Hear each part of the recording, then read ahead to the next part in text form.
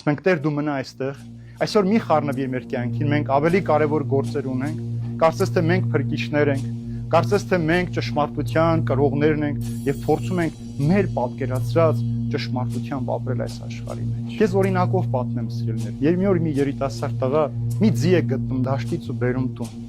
Ասում է հայրիկ, շատ գեղեցիկ ձի եմ գտել։ Անուն չկար վրան, Տերը չկար, ուրեմն սա իմն է։ Սա շատ լավ ու բարիք է մեզ համար։ Հայրն ասում է տղաս, դու չգիտես ինքը կարող է նաև քեզ չարիք բերել։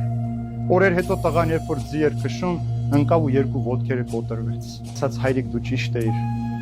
Ինչ որ ես գտա բարիք համարեցի, ինձ համար չարիք եղավ։ Ու հանկարծ մի քանի օր հետո այդ երկրում պատերազմ է հայտարարվում եւ բոլոր տղամարդիկ ենթակա են պատերազմի։ Գալիս են այս տղայություն, տեսնում որ ոտքերը կոտրված է, չի կարող պատերազմ գալ, հայրն էլ պիտի մնա, որպեսզի զավակին խնամի։